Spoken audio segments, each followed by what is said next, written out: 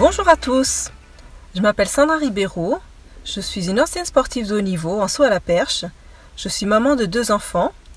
Aujourd'hui, je suis chef d'une entreprise de conseil événementiel sportif. Je suis ravie de vous retrouver pour partager avec vous mon expérience de sportive de haut niveau. Échangeons sur la confiance en soi.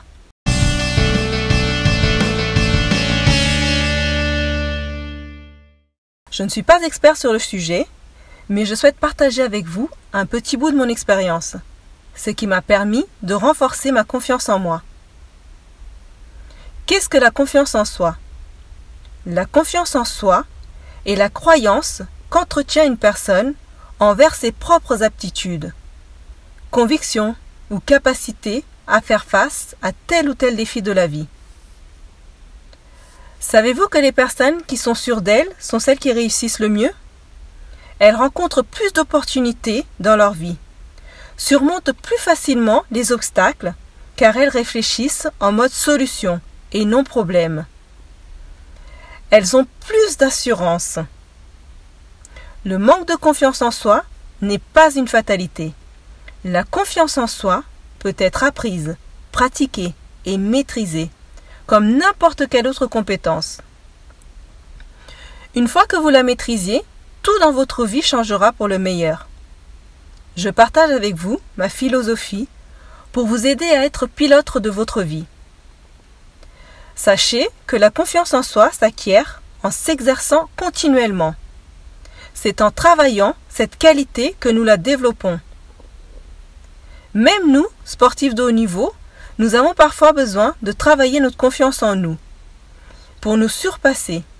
En tant que perchiste, j'ai dû trouver des solutions pour aller au-delà de mes peurs, de mes doutes et de mes croyances.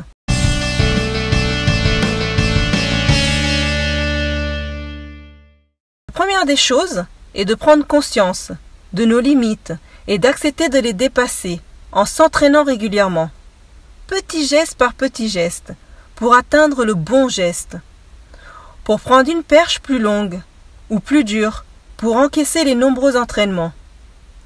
On peut aussi aller chercher d'autres ressources pour nous aider à dépasser nos limites, à travers une personne experte dans tel ou tel domaine, ou accepter de tester de nouveaux chemins et d'aller vers le dépassement de ce qui nous limite.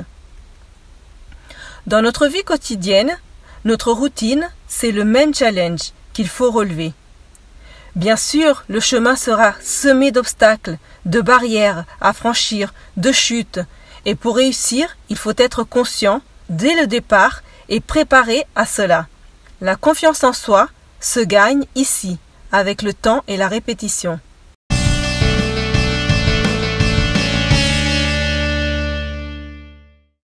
L'histoire a démontré que les gagnants les plus remarquables ont d'abord rencontré des obstacles, décourageants avant de triompher.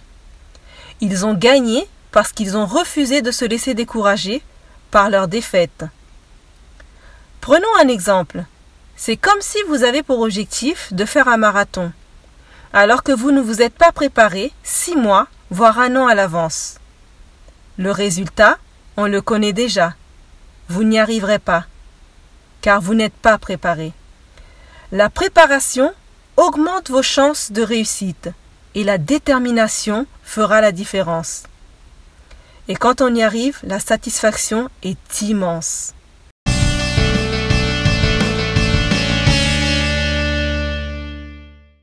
On peut également muscler nos pensées. La force du champion, c'est son mental. Le premier ennemi à combattre est à l'intérieur de soi. Souvent, c'est le seul. Pour ma part, il m'a fallu un certain temps, plusieurs expériences, heureuses et malheureuses, pour prendre conscience que la vie n'est faite que d'expériences et que ceux qui réussissent sont ceux qui osent tenter plusieurs fois l'expérience. De mon parcours de sportif de haut niveau, aujourd'hui je tire beaucoup de leçons. J'adore le proverbe qui dit qu'il faut toujours viser la lune car même en cas d'échec, on atterrit dans les étoiles. Moi, j'avais pour objectif de faire les JO, alors que d'autres ont pour objectif de les gagner. Dans ma tête, il y avait des performances irréalisables et inimaginables.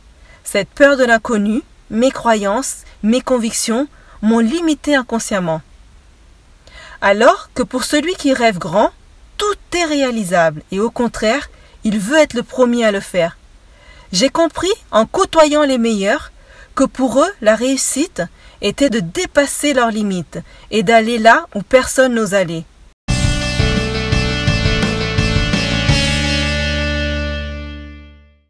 Moi, ma recherche de sécurité m'a souvent freinée dans ma prise de risque. J'étais compétitrice, notamment face à mes adversaires. Je me sentais capable de prendre plus de risques, de vouloir me dépasser, plus dans ces moments précis. Mais le fait de rester trop souvent dans ma zone de confort lors de mes entraînements ne m'ont pas aidé. Je ne vous dis pas qu'aujourd'hui j'accepte tous les défis, mais j'ai levé des barrières dans ma manière de penser. J'accepte un peu plus d'aller vers l'inconnu. Cela me permet de relever plus de défis dans ma vie personnelle et professionnelle. Tout ça pour vous dire, rêvez grand, car la vie est trop courte pour ne pas vivre ses rêves.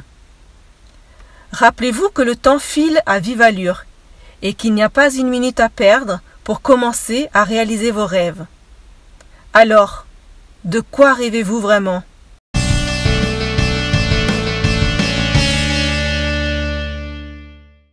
Qu'est-ce qui vous limite ? Vos peurs, vos croyances, vos convictions ? Commencez à les vaincre et vous avancerez vers votre but. Sortez de votre routine, de votre zone de confort. Challengez-vous un peu plus, au bureau, à la maison, dans votre vie. Faites des actions, même minimes, qui vous procureront un sentiment de réussite et vous donnera confiance en vous pour entreprendre des choses plus grandes. Surprenez-vous à faire des choses différemment.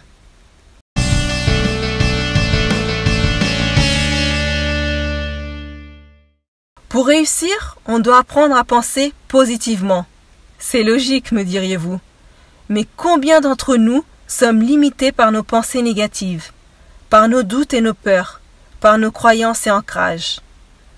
Pour réussir et avoir confiance en nous, dans tout ce que l'on entreprend, il faut commencer par y croire soi-même, par être convaincu que le chemin que vous prenez est le bon, et convaincre votre subconscient qui, lui, agira en conséquence. Martin Luther King disait « Croyez en vos rêves et ils se réaliseront. Peut-être. Croyez en vous et ils se réaliseront sûrement. »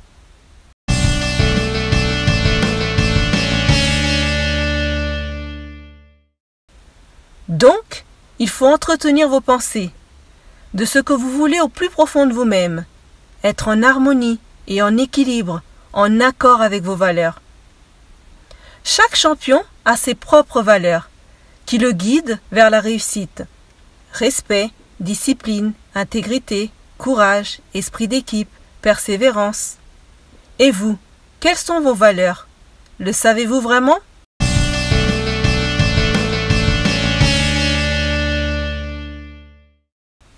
Pour réussir, il faut faire des choix en conformité avec vos valeurs.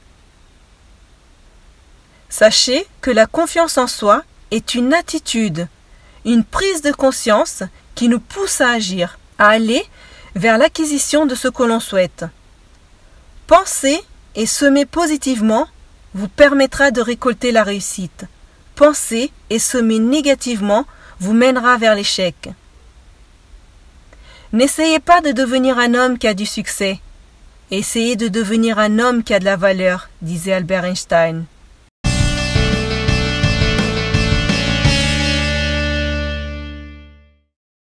De plus, la concentration sur nos priorités et nos objectifs seront les clés du succès. Pour ma part, ma participation aux Jeux Olympiques de Pékin était la concrétisation de 4 années de travail acharné. Je me suis focalisée sur mon objectif. Je mangeais, je dormais, m'entraînais, prenais soin de mon corps pour ce seul et unique objectif, aller aux Jeux Olympiques. J'ai programmé mon cerveau pour atteindre cet objectif. J'ai nourri les différentes parties de mon corps pour atteindre cet objectif. Mon esprit, mon âme, mon cœur, mon corps, j'étais à 100% focalisé sur mon objectif.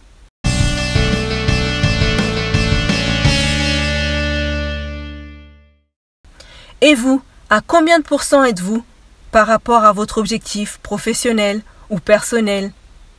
Avez-vous réuni toutes les conditions pour réussir?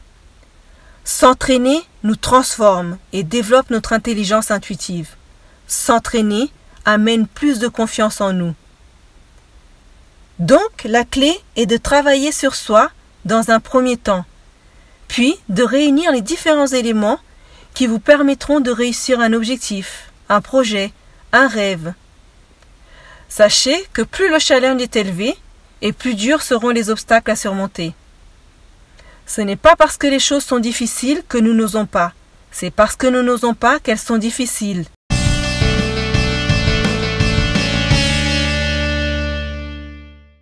Il y a 1000 façons de travailler la confiance en soi, et le plus important est de comprendre qu'il n'y a pas un modèle à suivre, qu'il faut créer votre propre modèle, et s'entraîner car la confiance en soi n'est qu'une question de préparation.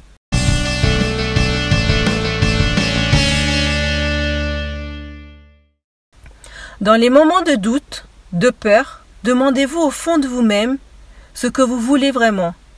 Alignez-vous avec vos intuitions et vous trouverez votre chemin. Tirez profit de vos expériences, prenez du recul afin de voir le meilleur même là où vous n'imaginez pas. Le hasard, c'est l'involontaire simulant le volontaire, selon Mark Ernst.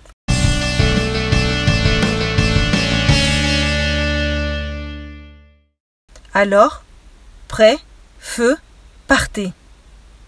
Bonne journée et à très vite pour de nouveaux partages.